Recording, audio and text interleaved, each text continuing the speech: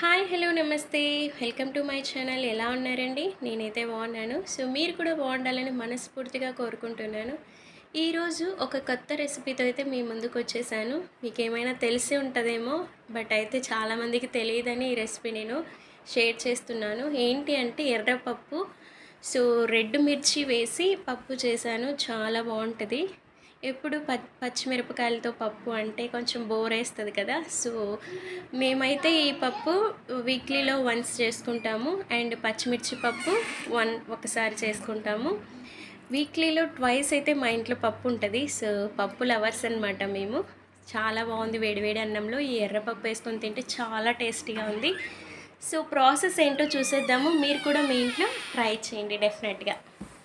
ఈ గ్లాస్తో అయితే టీ గ్లాసెస్ నేను కందిపప్పును అయితే తీసుకుంటున్నాను. 3 గ్లాసుల కందిపప్పు అనమాట. సో మీ ఇంట్లో ఉన్న మెంబర్స్ని బట్టి మీరు ఎంత కందిపప్పు తీసుకుంటారో అంత తీసుకోండి. అండ్ ఇంకో విషయం ఏంటంటే టమాటా బాగా పండిన టమాటా వేసుకుంటే కొంచెం పప్పు కలర్ అనేది మంచిగా వస్తుందన్నమాట. అండ్ వెల్లుల్లి హెల్తీ కోసము.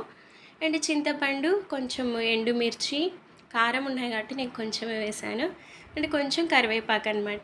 సో వెల్లుల్లిని అయితే నేను హెల్త్ కోసం వాడతాను. టేస్ట్ కూడా ఉంటుంది మంచిగా.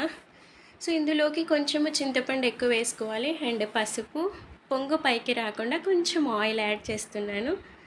సో ఇవన్నీ యాడ్ చేసిన తర్వాత 1 లీటర్ అంత వాటర్ అయితే నేను యాడ్ చేస్తున్నాను. మా ఇంట్లో ఈ చెంబు ఉంది. ఈ చెంబు 1 లీటర్ వాటర్ పడుతుంది. సో ఇందులోకి 1 లీటర్ వాటర్ పెట్టేసి ఇంకా క్లోజ్ చేసేసి పెట్టేస్తున్నాను. మినిమం ఒక 4 విజిల్స్ అయినా రానివ్వాలి. పప్పు మెత్తగా ఉంటే పప్పు చాలా టేస్టీగా ఉంటుంది. పప్పు విజిల్స్ అయితే అయిపోయాయి, 4 విజిల్స్. సో ఇందులో ఉన్న వాటర్ని పక్కకు తీసేసుకునేసి పప్పు గిత్తెతో మెదుపుకోవడమే అనమాట.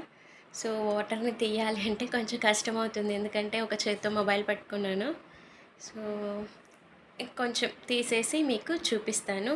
వాటర్ని అయితే పక్కకి అలాగే మెదిపితే పప్పు మెదగదండి మెత్తగా. సో ఇలా పక్కకి వాటర్ తీసుకున్న తర్వాత కొంచెం క్రిస్టల్ సాల్టే వాడతాను నేను. మీరు కూడా కల్లుప్పునే వాడండి, హెల్త్కి మంచిది. సాల్ట్ తక్కువగా వాడండి. అండ్ పప్పుని బాగా మెదుపుకున్న తర్వాత ఉప్పు సరి చూసుకునేసి నెక్స్ట్ మనకి ఎంత లిక్విడ్ కావాలో అంత కట్టునైతే ఇందులోకి పోసేసేయాలి. పోసుకున్న తర్వాత కట్టు మిగిలిపోతుంది కదా, దాన్ని కూడా పక్కన పెట్టేసేయండి. నీకు ఇంకొక చిట్కా చెప్తాను దాంతోని. ఇప్పుడైతే మనము పోపు పెట్టేద్దాము పప్పుకి. పప్పు ఎలా ఉన్నా పర్లేదండి, పోపు పర్ఫెక్ట్గా పెట్టామంటే టేస్ట్ అదిరిపోతుంది. సో ఇలా కొంచెం ఆయిల్ని మేమైతే కొంచెం ఎక్కువనే తీసుకుంటాము.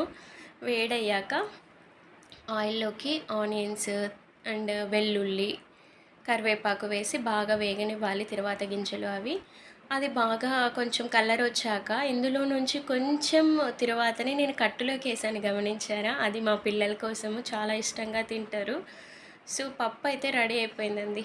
సూపర్గా ఉంది కదా, చూడ్డానికే చాలా ఎమ్మీగా ఉంది. ఒకసారి మీరు కూడా మీ ఇంట్లో ట్రై చేసి ఎలా ఉందో టేస్ట్ చేసి నాకైతే కామెంట్ చేయండి.